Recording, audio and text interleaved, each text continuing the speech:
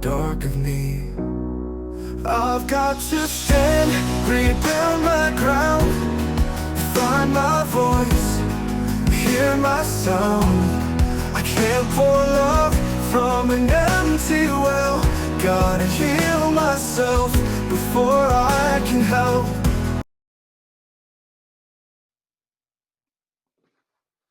Oh, hi Lee, how you doing? I'm good, mate. I'm good. We finally got it done in the end.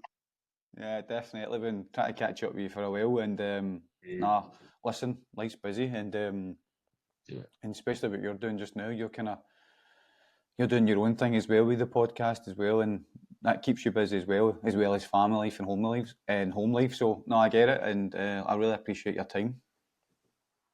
No worries, mate. I could be a lot more organised. I know that much. This week's been a bit mad. I've linked up with a lad who's doing quite well on YouTube, and he's sort of going to help me on the business and algorithmic side of social media and building a podcast. He's got his own podcast. He's got like 5,500 followers on YouTube. So I had a bit meeting with him this afternoon, and then I just all through the week, mate, I've been chaos, and my missus has bought me a diary. So I'm going to start writing in that now and trying to keep myself on fucking track. No, definitely, and no, but again, I get that's amazing out there speaking to people, and it all comes from what you're doing. Do you know what I mean? It just look getting yourself out there and surrounding yourself with like-minded people. It's amazing how much people want to help you. Listen, I get that from you. Yeah, that's it, mate. It's a case of taking away all the negativity out of your life, and slowly but surely finding the right people, irrespective of where they are in the world, and integrating them into your life for a purpose. Sounds selfish, but we need to find the right people in our lives who serve purpose for us and add value to our lives, and then in turn our life gets better and better for us and the people in it. I've been speaking to a guy from South Africa. He's going to be sort of my mindset mentor and help me build a better structure and belief system, and I'd have never have met him if it wasn't for making a start. Yeah, definitely.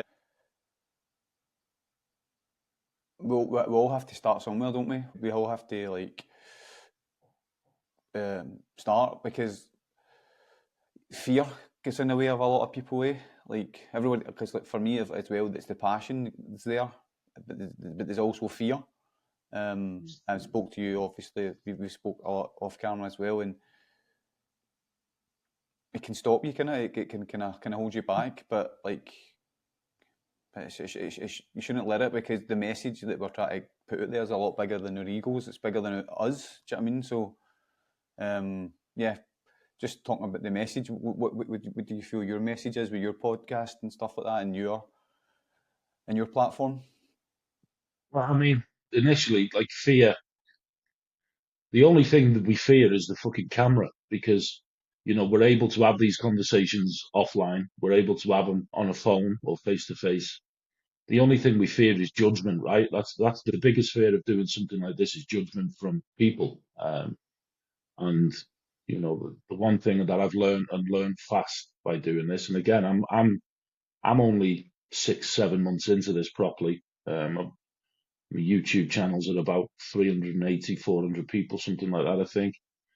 But when you put yourself out, the best piece of advice I could give you is when you put yourself out there, you'll get a lot of positivity, but you will get negativity as well. There'll be people to find, cracks in what you do, or even something that doesn't exist, and they'll press the button on that, and it's a test. It's a test that you'll get tested, but we just got to remember, the purpose for you and for me is almost identical. It's that we want to speak to people and help people improve their lives, and the purpose for me isn't, there's no end goal to this. The purpose is the journey, and life is the journey. Life is the purpose, and it's a powerful thing that we can do something like this from polar opposite ends of the fucking world. And the best thing I say to people is, to become better people and to grow, we need to find comfort in conversation. And, that's where I'm at, really. Yeah, definitely. Like, and you spoke about it like a lot. It's actually on a lot of your titles of your videos. It's the power of conversation, and it's something I definitely can relate to as well. Like, we don't realise how much you can change someone's life just by literally having a conversation. It can be something so simple, and it just changes someone's outlook, and that's all it is. Isn't it? A lot of time, it's like people's outlook and their perspective in it. It's a matter of trying to change that a bit, by having a conversation. I've been listening to a book, audio book called "Not Everything You Think Is True," and it's about how one thought alone can change your whole process and whole outlook on life, good or bad. And there's a difference between thinking and a thought. So a thought is that initial spark. So the thought could be, I want to do a podcast. And then the thinking creeps in then. And slowly but surely it's, oh, well, what if I can't do it? What if people think I'm not good enough? What if I can't live up to the expectations of other people? And all this bollocks. And all that does is, like you were saying, it makes you worry and it makes you fear something that doesn't even exist. I learned something in golf, actually. It's a good golf analogy that sort of use on what we're speaking about here in life. We were playing in a competition. There was loads of people around us, and one of my mates hit a bad golf shot. And one of the other lads turned round to him and he said, because he was worried that other people were watching, and he said, genuinely, nobody gives a fuck. And it's right. Even as if it doesn't resonate with the people that are listening, they don't care. So if somebody wants to pass judgment, let them do it. I don't have zero. I've done a lot more wrong in life than a lot of people, and I don't care because I know I'm doing something good and I'm trying to help and I'm learning a lot myself. And if somebody wants to find negativity in that, that's on them. That's just projection of their insecurities. 100%. And as you said, like, yeah, listen, we've all done wrong in the past. We've all got our past, and for me, like, and I don't know if you can resonate as well, is like maybe not having the guidance. You don't get a handbook in life, do you know what I mean? And you look to others for the guidance. And if you've not got that, it's so easy just to go down the wrong path, to kind of be swayed, and that's how we've learned. That's how we've learned, by making the mistakes. Do you know what I mean? And we can actually, well, I have previously really berated myself and made myself feel worthless because of past decisions. And I think that's one of my passions as well, is to do a lot right as well. You know what I mean? And learn from the past. Because if anybody can find badness and try to help someone, as you said, it's not on us, it's on them, you know what I mean, the other person. And that's it, mate. Everything we know and everything we've done, it's all behavioural. Everything's learned behaviour from when we were kids to teenagers to adults to even tonight, sitting here now. Everything's learned behaviour. There's nothing that we do that isn't learned from our environment, from our parents, from our family, from our belief systems, from our ideologies and philosophies. It's all learned. And, sometimes I don't like using the word hitting rock bottom, but sometimes you've got to go through a dark place to get to the light at the end of I won't say end of the tunnel either, because that sounds like you're dying, but you've got to go through a dark place to see the light. And a quote that I made up actually is, "The sun shines too bright in the morning to be sat in the dark all the time." And that's sort of my philosophy now is, we need to get out of the dark and into the light. 100%.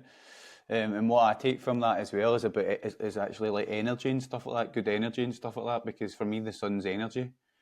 And I've been reading a lot more into that recently and talking about the energy you put out is the kind of energy you're going to receive back, and if it's all negative coming from you, how do you expect it to be anything but that in your life? You know what I mean? You are what you think, basically.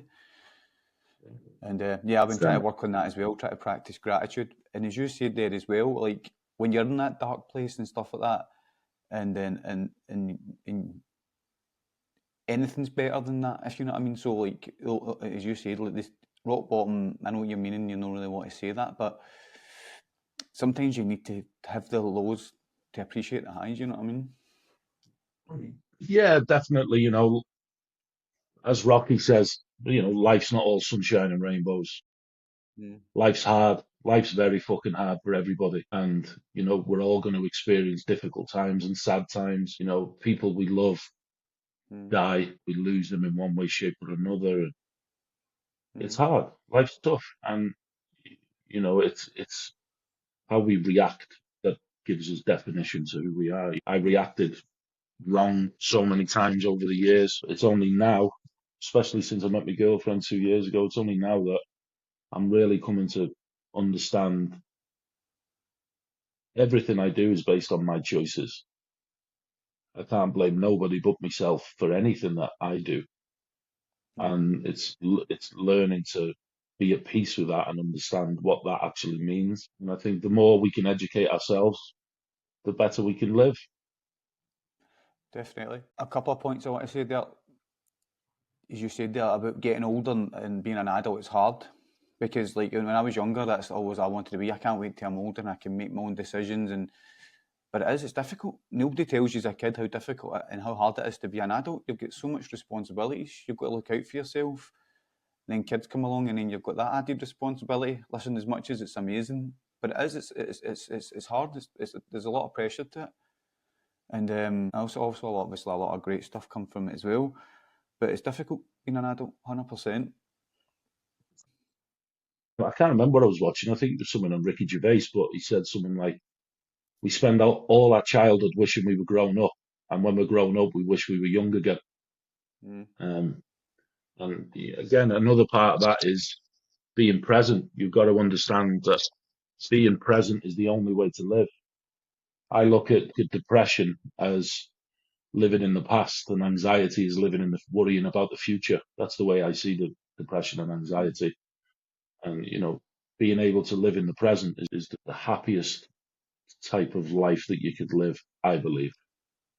100%. I've read a wee bit about that as well. It's definitely like because anxiety, as you said, is the in the future. You're thinking about the future too much, and you're basically building a story that hasn't even happened yet. It's in your head.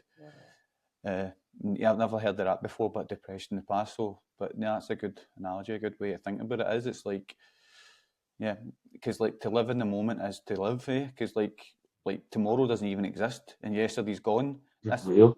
we talk about 3 points at a time, didn't they? Like the past, the present, and the future. Only one of them exists, and it's the present. And if you can manage to live there, you're living. I mean, it's it sounds silly, but it's true. I mean, like, excuse me, you can waste your time so much thinking about the past and the future. Yeah, but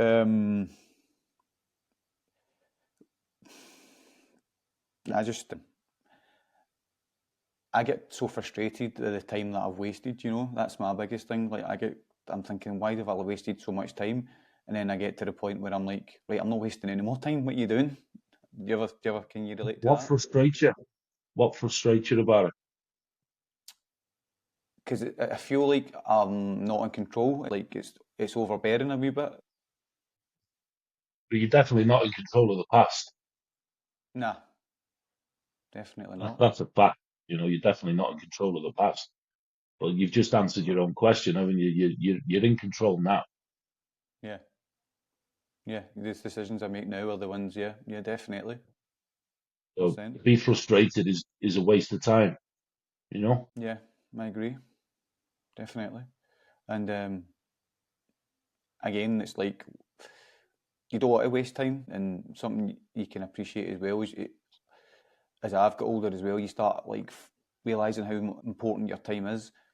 And I spoke to someone recently, and she said to me, she says, giving someone your time is something you're never going to get back.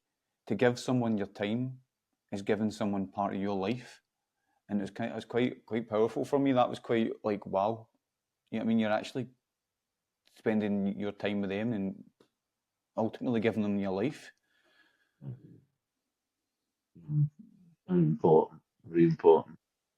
Mm. So, was this your first podcast? This the first one you've done? I've done. This is my fourth. First one was myself. Oh, nice. First one was myself. Second one was speaking with my missus. Third one was speaking with a fella called Noor Sharif. You spoke to Noor? Oh yeah, you've done one with Noor. Oh, that's cool. Yeah, yeah. He's Nice. talking about his Good kid. screenwriting. I like him. Good kid. Yeah, definitely. And obviously speaking with yourself. One thing I wanted to speak to you on here, and it's something we've spoke about offline, was the progress, like, and how it was for you at the start and stuff like that, and where you are now. I had a conversation with my wife, and she says, "How can you expect progress when you're not doing it?" Like, because like for me, it's like, again, it's the anxiety, the fear of the future, and being judged and stuff like that. Because you spoke off camera with me and you said that you were nervous and stuff like that. How did you feel that you got over that? How did you think? Doing it. Just doing it? Chris Williams. I think I've spoke. Do you know who Chris Williamson is?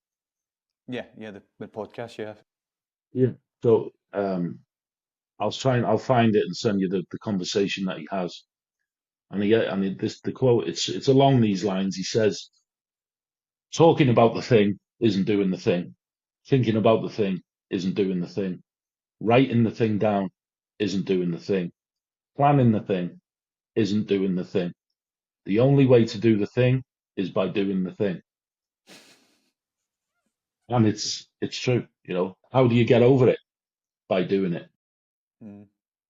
It's really like I could sit here and say, because I was nervous at first, you know, I really was. I'm not going to sit here and try and act all confident because I certainly wasn't. One thing that made me carry on is the fact that I'll be straight up. The fact that too many people I know were addicts or had killed themselves.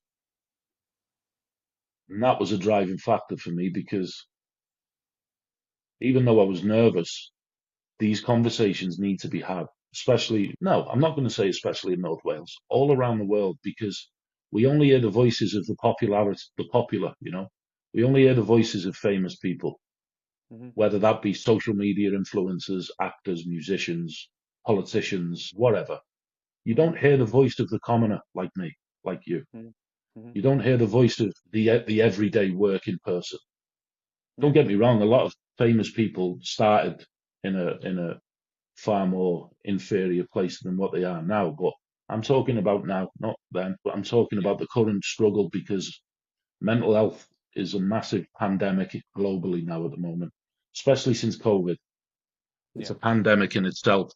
The amount of people that are struggling with mental health now is fucking ludicrous. And, you know, even though I was nervous, these conversations need to be had more and more by everyone. And that was the sort of the one of the key factors for me, and the fact that it was therapy for me as well. Having these conversations is therapeutic for me because, you know, when I first started podcasting, I was still drinking and taking drugs, and you know, it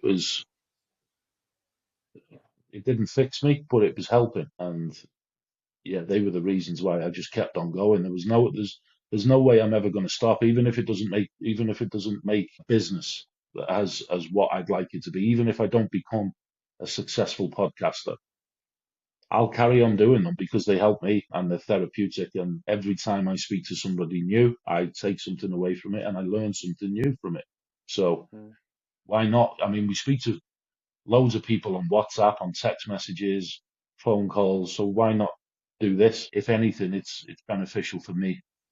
Yeah, and that's the driving force. And and a better version of you is a better version for everybody in your life, the ones you care about, eh? Yeah. Definitely, because like I spoke about this before, and you agree as well. You need to have that good relationship with yourself. You need to be able to look yourself in the mirror. Do you know what I mean? Because listen, you are your kids' rock. Do you know what I mean? I mean, and that's your driving force, isn't it? As well, like being the best version of you to be the best version for them. Definitely. Yeah. So, who would you say you are today? Who do you feel from today? Where you are now. How do you feel you are now? In what context? From where you came from today, from like maybe just even since just starting the podcast, like you're saying you've learned so much. But who do you see yourself today? Do you see yourself as a better version of yourself? Do you feel like you? Do you feel like you're showing your true potential now? Do you feel that's there? So the easy answer is I'm just me. I'm not saying this is what you're asking because you're not. I understand what you're asking. I don't like to label myself as anything Mm-hmm. because I feel as though I'm extremely fluid at the moment, and I'm a hell of a lot better than what I was a couple of years ago, even last year. Mm-hmm. You know, I was telling everybody that I wasn't using last year and drinking, and but I was. I was Yeah. just doing it behind closed doors where only my girlfriend had to sweep up the smashed glass, if you'd call it. She'd have to clean up the mess that I'd leave physically, emotionally, mentally. And, you know, I was hiding my addiction so well from everybody apart from my girlfriend, and she was the most important, you know. And Mm-hmm. I just feel as though I'm a completely different person. And my girlfriend agrees. You know, we have these conversations regularly. I'm just a completely different person to the person I was this time last year. And it's crazy because I've been around people who have been drinking and taking drugs since I stopped. And it's weird because it makes me physically feel sick now. And I'm like, this is so strange because a year ago I'd have picked up a bottle, I'd have picked up a bag, and I'd have used and drank until I blew my brains out, you know. Mm-hmm. But now I just feel like such a different person because, you know, I had this conversation before with a guy who's mentoring me. Um, and it's mad because if somebody would have said to me 2 years ago that you're studying the addictive brain and neuroscience, and I can tell you now what the process is of a neuron when cocaine is chemically induced to the brain, I wouldn't have been able, I didn't know what the fuck that meant 12 months ago.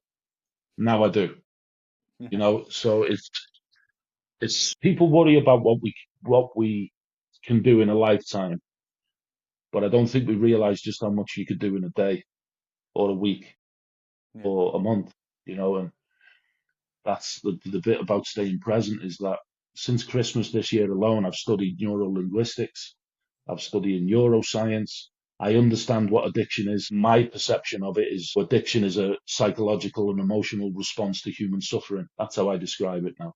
Mm-hmm. It's a natural response to human suffering. That's what addiction is. Whatever your trauma is, whether it's childhood trauma, you know, bad accident that you'd experienced, whether you were in the military, whatever the trauma is, that's why addiction is created in the body naturally. It's a natural, almost a defense mechanism, you know. And Yeah. this is stuff that I've learned over the last 6, 7, 8 months, and I love it. I fucking love it, and I'll carry on doing it until the day I die. And touch wood, in one way, shape, or form, in 12 months' time, I'll be doing this as a job. Mm. You will be, definitely, 100%. I can hear the passion in you. I can feel it.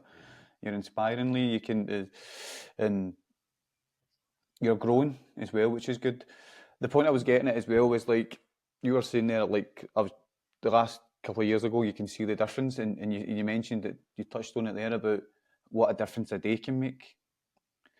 Because when we get in that bad place and we get when we're not there, we can't see straight. We can't because everything just seems so far away. We look at the destination, forget about the journey and how we're getting there, and it's all about these small steps and that small progression. And we put too much pressure on ourselves. And there was a saying that was like, "I can't see in front of me, but can you see your next step?" Have you heard that? Seen that one? The guy talks about that. I can't see, but he says, "But can you see your next step?" And that's what it's like, as you say, that everything can change in one day. You can start. Yeah, the analogy that I've heard is there's a guy, there's a horse walking through the woods, and the horse says to the other horse, I can't see the end. Yeah. And the other horse says to him, can you see your hoofs, your feet? And he says, yeah. He says, just keep putting one in front of the other. Yeah. Yeah, something And similar that's to it. that, yeah. That's it. And it's just letting people know that, do you know what I mean? Because when you're stuck, it's hard to kind of see a way out, but it's literally, and it's an old cliche, isn't it? One step at a time. It's just literally take the time that you need. And when you're in that bad place, it didn't take you 5 minutes to get in that state. It's not going to take you 5 minutes to get you back on the straight and narrow. Do you know what I mean? So it's just letting people know that it takes time, but also you need to start. It's the same with anything in life, isn't it? With the podcast, with anything, it's just about starting and making that change. The thing is, mate, like I said before, you mentioned there the destination. For me, there isn't a destination, and for me, it's not about the destination or the end goal. And I'm pretty sure it's the same for you as well. It's about the journey. I've mentioned this before on mine. It's like it's the people you meet, the conversations you have, the people you love, the people you lose, the people who pass away, your family, your surroundings, your experiences, all these things. That's the joy of life, right? There is no destination. There's one destination, and that's unfortunately where we all go to another place. We all die. That's the only destination that I know that's coming for me. The journey is. We talk about the pursuit of happiness. It's a big thing, isn't it? We want to be happy, and that's the pursuit of happiness. Being able to sit on your deathbed and know that you met some fucking amazing people in life. You brought up a beautiful family. You experienced life. You know that I believe that, and this is sort of being slowly ingrained into me that hedonistic happiness means nothing. Nice cars, don't get me wrong, they're nice. They're nice. Having a nice car, having a nice house, having loads of money in the bank.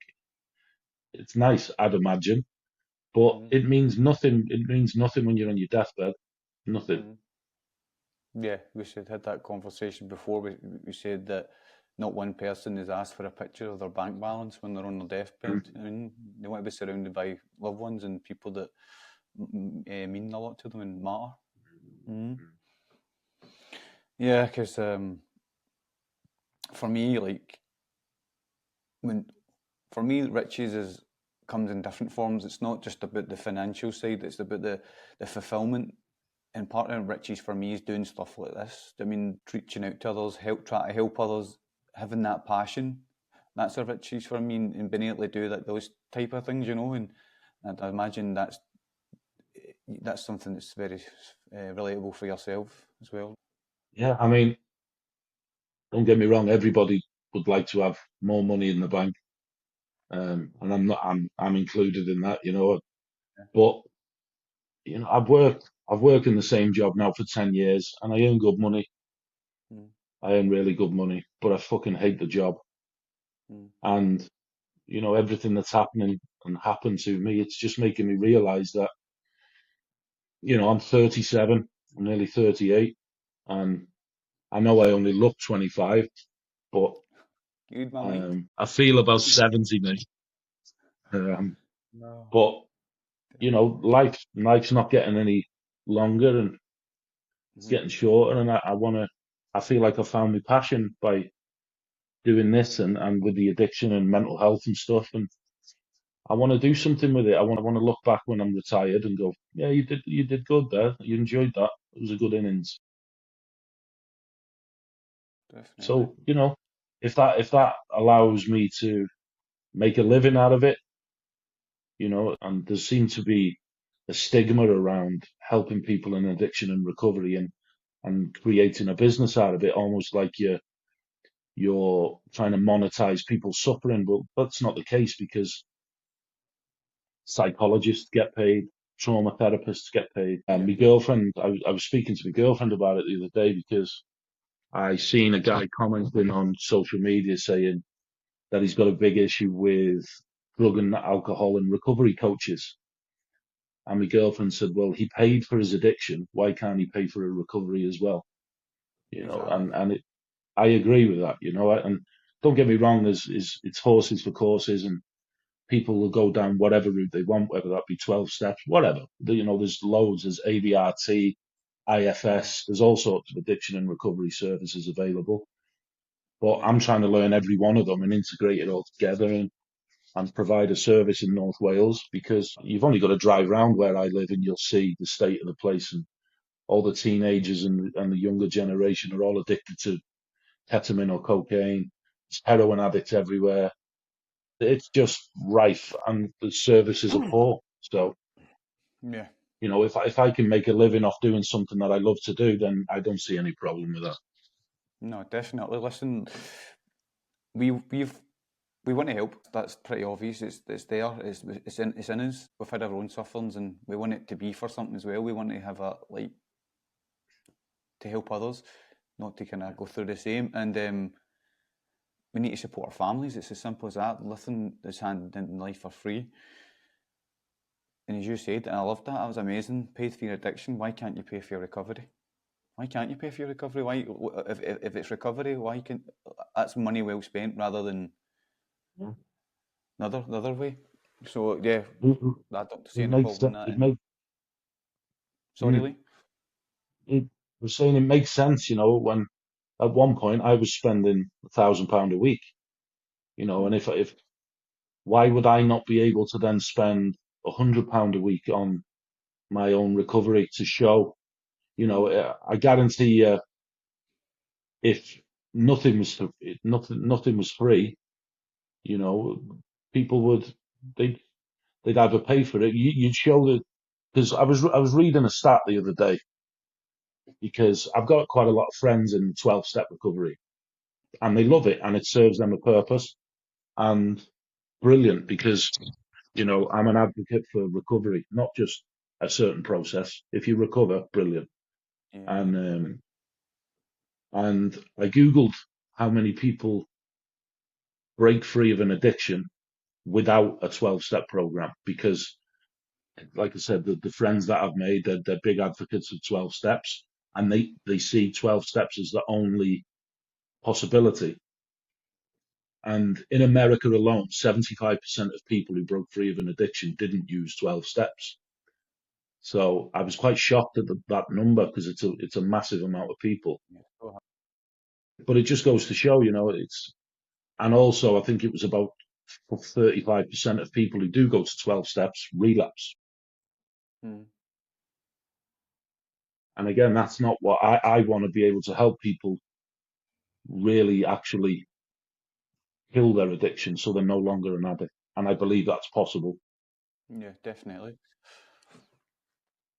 We'll see where the road takes us, mate.